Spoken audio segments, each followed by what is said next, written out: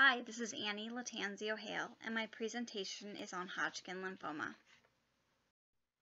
So starting with our case study, Ella is an 18-year-old female who recently graduated from high school, and she's planning to attend college in Philadelphia in the fall to major in biology. She lives with her mother, stepfather, and 7-year-old brother, and has a part-time job as a waitress at Buffalo Bill Wild Wings. Now, about 3 months ago, Ella noticed intense itching all over her body after having 2 beers at a party, but she didn't think much of it.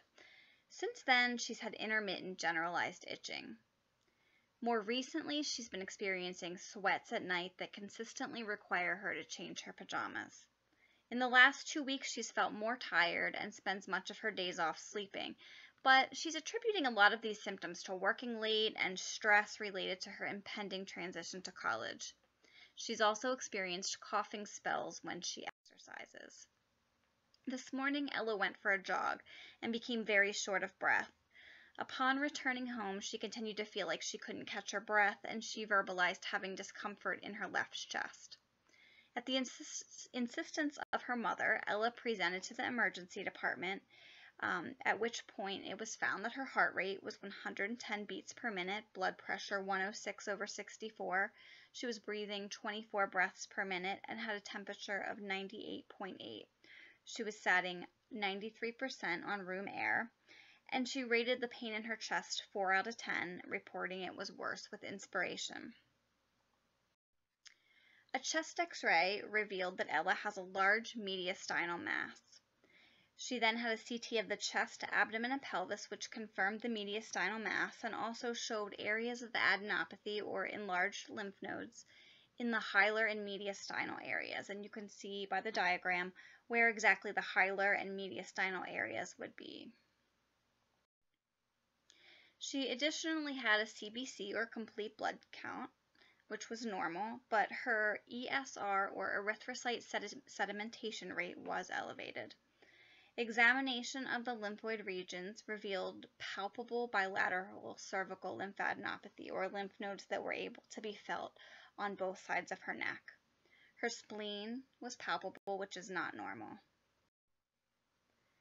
Continuing the diagnostic workup, a core needle biopsy of an enlarged left cervical lymph node was quickly arranged and completed.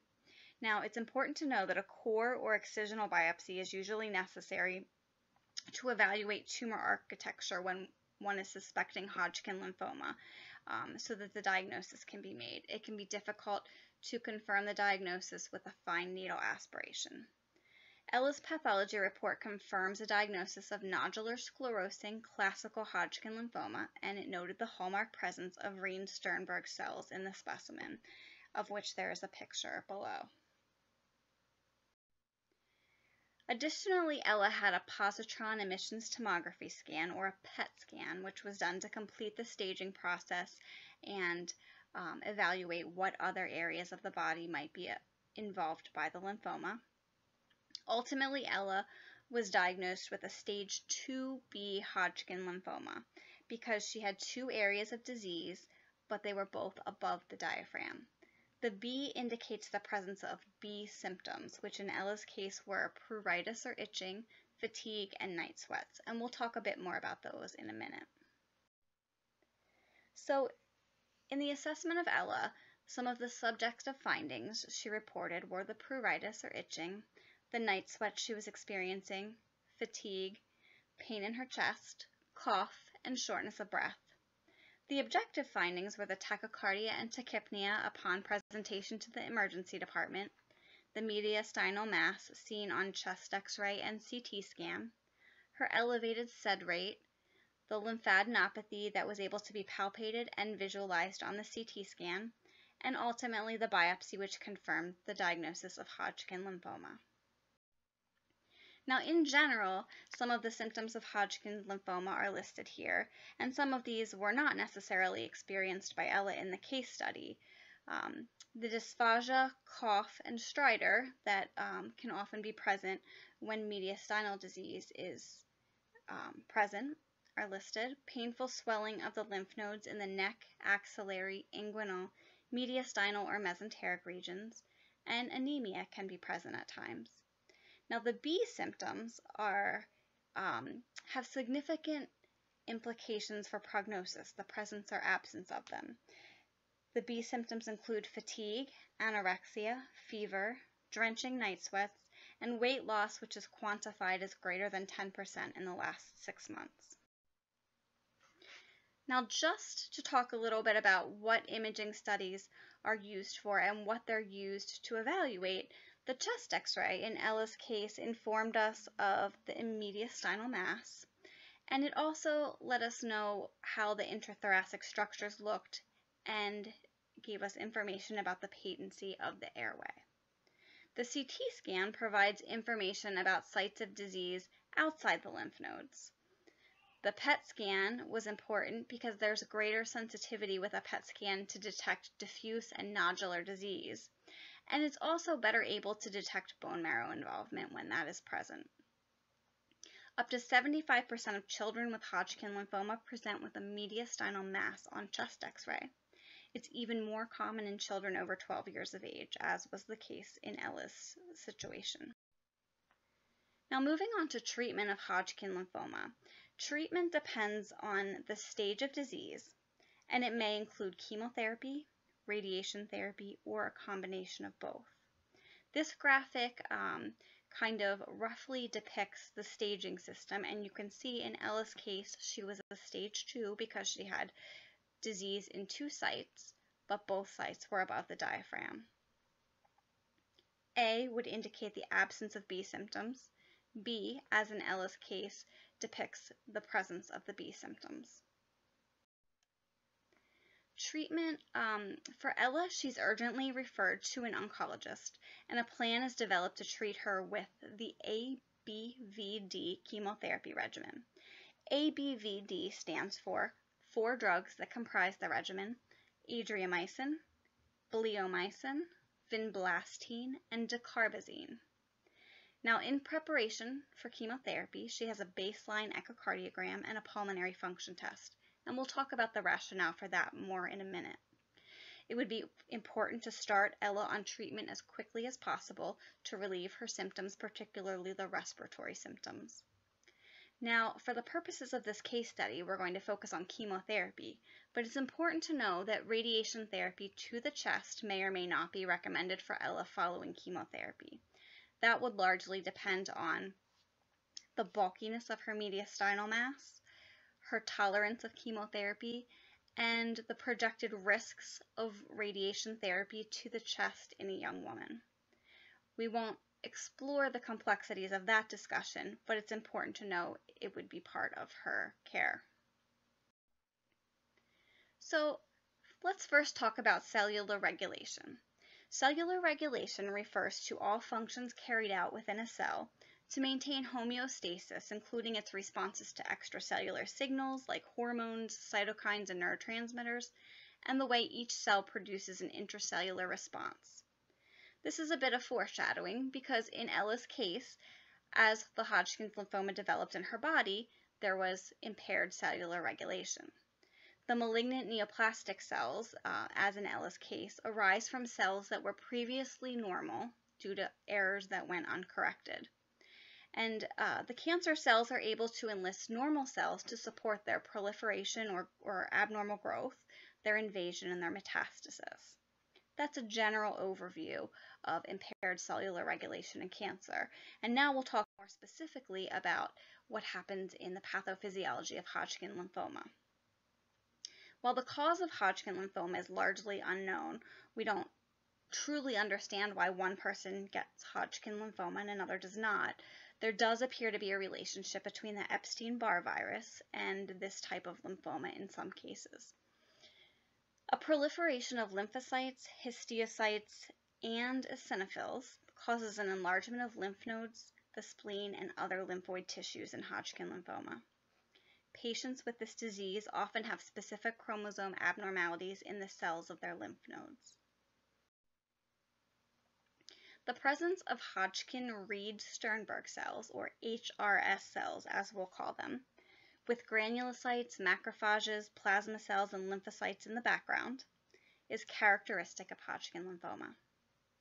These malignant HRS cells are thought to have evolved from the germinal center B cells, but along the way they've lost the features of these normal cells. The initial transforming incident happens in the germinal center B cell, and the incident is followed by the cell acquiring a marked set of molecular characteristics that eventually creates the phenotype of the lymphoma. Downregulation of the early B cell factor 1, or EBF1, which is a major factor in B cell transcription, promotes loss of the B cell phenotype, and the normal cell sort of devolves over time into the Hodgkin's lymphoma. Additionally, abnormal expression of hematopoietic cell lineages is another means by which HRS cells lose their expression of B cell specific genes and continue to devolve. So HRS cells and other surrounding cells produce cytokines that further the pathogenesis of Hodgkin lymphoma. Certain exchanges between the HRS cells and the reactive inflammatory cells that surround them have a role in controlling local tumor growth as well as the systemic features of Hodgkin lymphoma. These inflammatory cytokines may trigger the fever and other signs of chronic inflammation like anemia and elevated erythrocyte sedimentation rates that we see on presentation. So, a second concept we'll discuss is inflammation. Inflammation is defined as an immunologic defense against tissue injury, infection, or allergy. The inflammatory response is intended to remove the harmful stimuli from the body and initiate repair. So in Ella's case, inflammation is reflected in the cytokines, which caused elevation of her erythrocyte sedimentation rate, and in some patients with Hodgkin lymphoma who present with fever. Furthermore, Ella's cough and shortness of breath are also examples of inflammation as the mediastinal tumor invades and grows, impacting her airway. Now, we talked about how this cancer is treated with the ABVD regimen. The first drug we'll focus on is adriamycin, which is an anthracycline antibiotic originating from the Streptomyces species. This drug works by impairing the synthesis and function of DNA by inhibiting DNA-dependent RNA polymerase. It's extensively distributed to the tissues, but it does not cross the blood-brain barrier. Potential side effects of adriamycin are myelosuppression, which includes low white blood cell, red blood cell, and platelet counts, and has significant implications for risk of infection and bleeding. Nausea and vomiting, mucositis or mouth sores, diarrhea. Cardiotoxicity is one of the most notorious complications of adriamycin, and not necessarily because of its frequency, but more the impact this can have on one's life and long-term health. And that's the reason why a baseline echocardiogram is obtained before initiating therapy. Hair loss is another side effect, and adriamycin is a known vesicant, which means extravasation of this drug from the vein into the surrounding tissues can cause necrosis at the site. The second drug, the B in ABVD, is bleomycin, which is an anti-tumor antibiotic. Bleomycin creates activated oxygen-free radical species which impose breaks in single and double-strand DNA and promote cell death.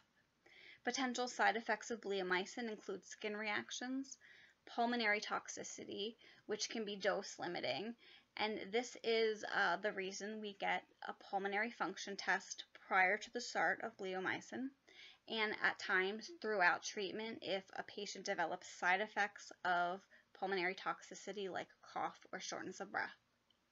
A hypersensitivity reaction, such as fever or chills, is possible with bleomycin, and the drug can also cause mild myelosuppression. The V in ABVD is vinblastine. It's a vinca alkaloid, and this drug is cell cycle specific and active in the mitosis phase. It impedes tubulin polymerization, which inhibits microtubule assembly during mitosis. It is extensively distributed to the tissues, but it does not penetrate the cerebrospinal fluid well. Vinblastine can cause myelosuppression, particularly neutropenia or low neutrophils, the infection-fighting white blood cells, mucositis, hair loss, hypertension, peripheral neuropathy related to autonomic nervous system dysfunction. Constipation is common with vinblastine, and that is an important nursing consideration, and this drug is also considered a vesicant. Finally, dacarbazine, the D in ABVD, is a non-classic alkylating agent, and it is cell cycle nonspecific. So this drug methylates nucleic acids by inhibiting the protein synthesis of DNA and RNA, and it is also extensively distributed to the tissues.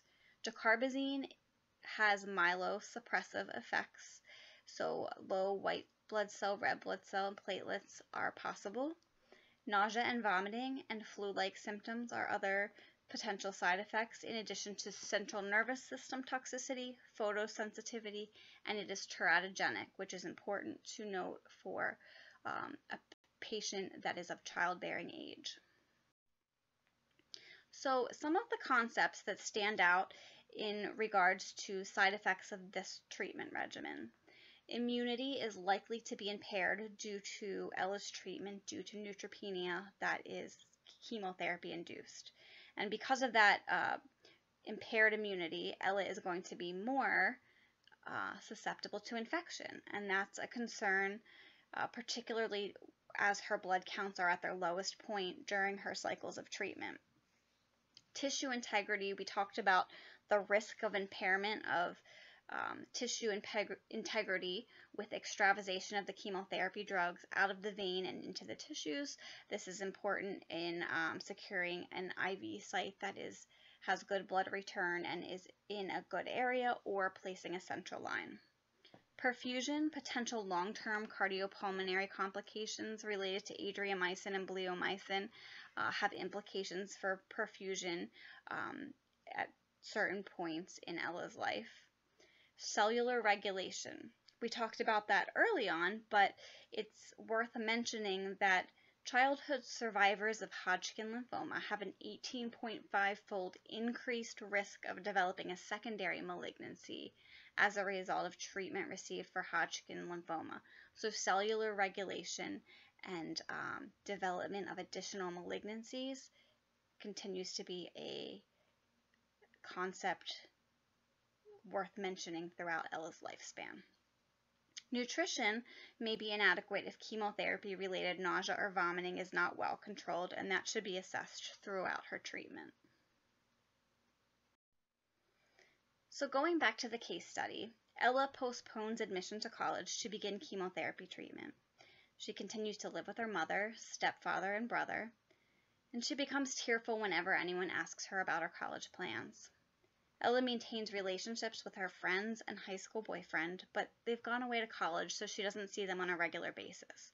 She's reluctant to try to meet new people while she is bald from chemotherapy and undergoing treatment. Ella finds most people being treated in the cancer center are old and has difficulty relating to them. Her mother is supportive and accompanies her to treatments, but at times Ella feels like she treats her like a child and is too overprotective. Ella has quit her job at the restaurant at her mother's insistence due to exposure to the general public and risk of infection. Some of the important psychosocial considerations for Ella: her development. Now, development describes the spectrum of change through which humans progress over the course of their life. The term encompasses physical, motor, social, emotional, cognitive, communication, and adaptive domains. At 18, Ella is likely in the identity versus role confusion phase of Erikson's theory of psychosocial development, and she may be approaching the intimacy versus isolation phase. This is important to know as you plan care for Ella. Patients are more likely to be receptive to and engaged in healthcare that is tailored to their current developmental age. Additionally, developmental assessment allows the nurse to identify abnormalities and formulate goals that are appropriate for the patient, such as reproduction. Reproduction is going to be an important consideration as Ella embarks on treatment. It's described as the means through which individuals produce a new human being.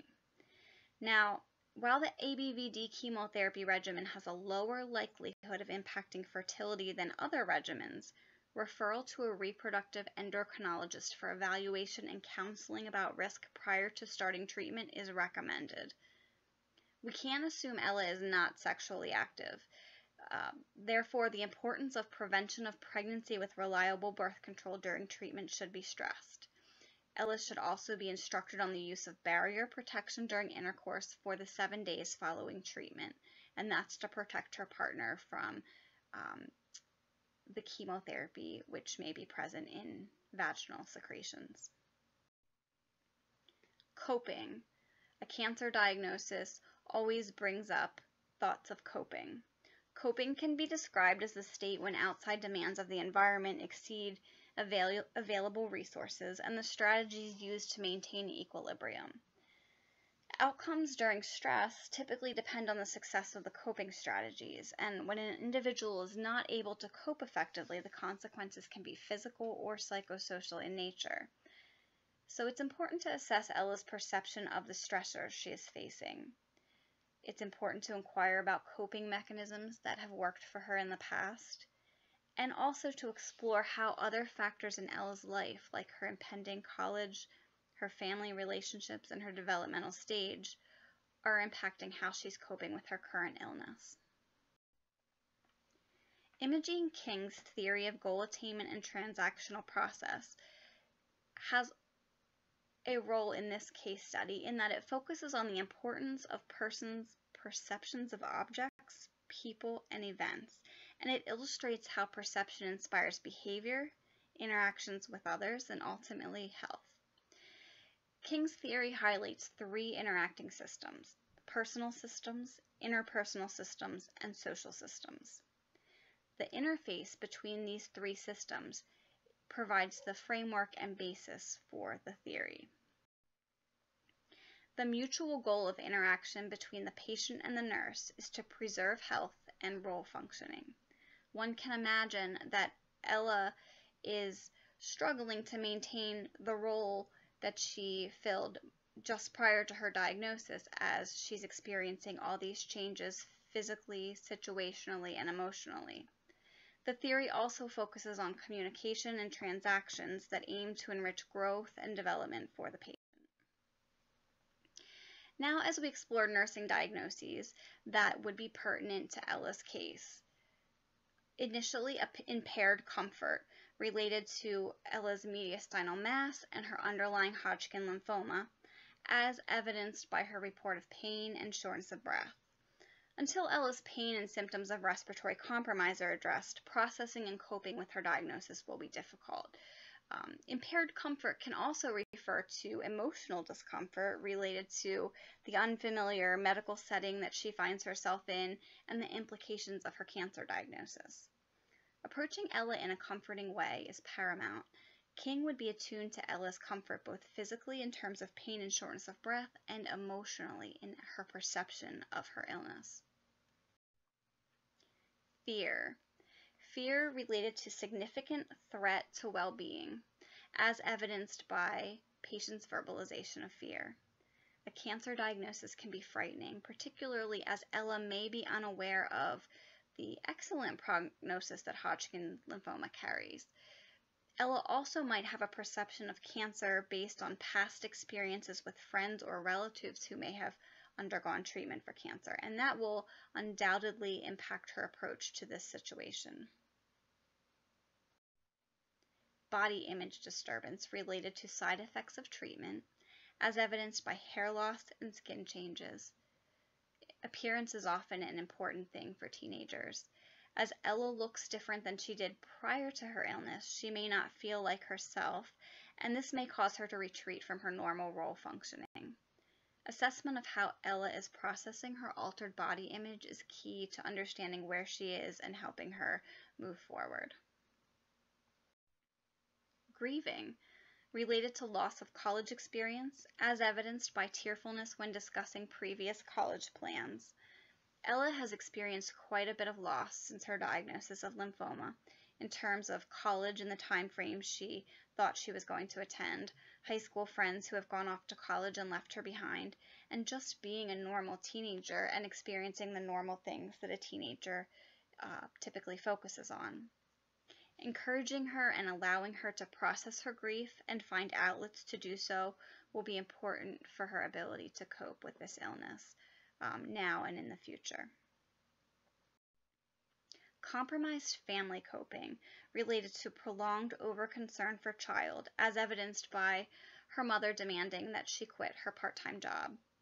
Now, although Ella was approaching college and approaching independence from her parents, she now finds herself at the opposite end of the spectrum, living at home and being mothered much like she was as a younger child. This may create tension between Ella and her mother. As a nurse, providing support and education for Ella's mother may help to alleviate some of her fears that may be driving the overprotection, making sure she understands what precautions in terms of avoiding infection are reasonable and what may be over the top. Impaired social interaction related to perceived differences, as evidenced by reluctance to attend social events and make new friends. Ella's friends and boyfriend have gone off to college, and she's spending a large amount of time at a cancer center where most of the patients are significantly older than she is. Because of the immunosuppressive nature of chemotherapy, Ella's mother does not want her going to public places, and this further restricts her ability to spend time with her peers. The nurse could consider connecting Ella to resources that can pair her with other adolescents, either online or in person, with cancer, either via a support group or a peer support program. It might also be helpful to enlist members of the interdisciplinary team, social workers, counselors, child life specialists, to support Ella and her family through treatment. Imogene King saw nurses as vital figures in the healthcare system, positioned to identify goals and navigate a path for patients and families to attain them. To wrap up, while Ella is medically being treated as an adult, developmentally she's still an adolescent and she'll have unique needs. Hodgkin's lymphoma is highly curable, and Ella is expected to have a long life during which she may have lingering effects of the treatment she received. It's important to know that there may be collateral damage and treatment does not necessarily end when the last drop of chemotherapy is infused. The potential effects can go on for many years or a lifetime. Additionally, a plan for long-term follow-up for Ella to ensure she is well connected to care for surveillance and has adequate support as she enters the survivorship phase will be vital, especially as she transitions to college. Thank you.